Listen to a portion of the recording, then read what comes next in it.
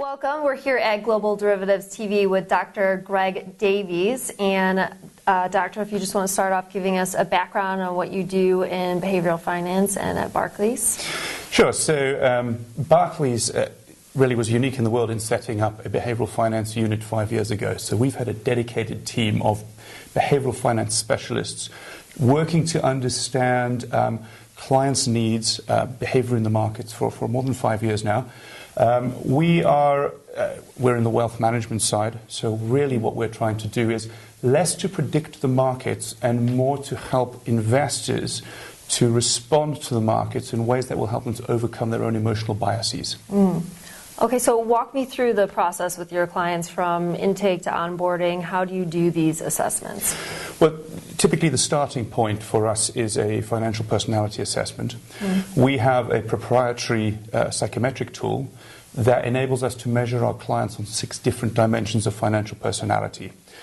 Now, this is quite different from the classical approach, which tells us that all I need to know about the client is their risk tolerance, their long-term willingness to trade off risk in return, because that's all that classical finance ever deals with. We've known for decades, in fact, as psychologists, that risk attitudes are much more rich than this. So we measure 6 different dimensions, and what we can do now is we can use every one of those dimensions to change the portfolio, the recommended portfolio solution, in specific and targeted ways. And what this allows us to do is not only get clients to the right financial solution, but to ensure that along the way we are providing them with a solution that gives them the emotional comfort to make good decisions along the way and actually to get to a good realized outcome, as opposed to just assuming that everyone's completely rational and can achieve some sort of theoretical outcome. And in your presentation, you talked about derivatives as a sort of emotional insurance, which made a lot of sense to me and I think is a great soundbite. If you could tell me, how has behavioral finance and attitudes changed from pre-financial crisis to now? What kind of trends have you been seeing?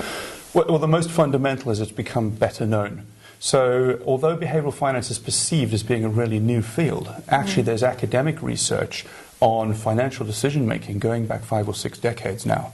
And it's really, in 2002, it started to become more popular when Daniel Kahneman became the first psychologist to win the Nobel Prize for economics. But we were the first bank to start working with this in a systematic way in 2006. And really what the financial crisis did was bring it to the forefront of people's minds that, hang on, markets have this psychological component. Markets are about emotion, they're about psychology. And the traditional tools of classical finance just aren't enough to get us to a good solution. Okay, and talking about emotions and market behavior, and with algorithms and machines doing more trading and bringing the man and the emotions out of it, what implications does that have for market participants? Well, I think the main implication is it means it's all the more important to make sure that your own financial decision-making is aligned with your objectives.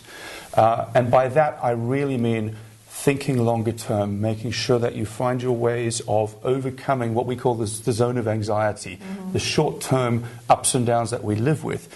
Now, those short-term ups and downs are being more and more driven by market participants that don't share your emotions, that don't share your problems with that, and that are capable of, for a short period of time, pushing the market in all sorts of directions. As individual investors, that means that it reinforces the importance for us of really focusing on what are our true objectives and how to overcome our emotional responses to the gyrations of the market. Okay. And look ahead 10 years, what is the picture you see? Well, I think that we are really just touching the surface in terms of practical application of behavioral insight. We're not there to say that classical finance is bad or wrong. We want to humanize it. We want to behavioralize finance as opposed to have this combative nature between behavioral and classical finance. 10 years' time, I would like to see us in a position where we're using classical models that are nested within behavioral implementation, that we can use all of the quantitative models and tools that we've built up in classical finance, but we can apply them in an emotive and empathic and a usable, practical way for real investors. Okay, very good. Just to tie things up, is there anything that I should ask that I haven't already?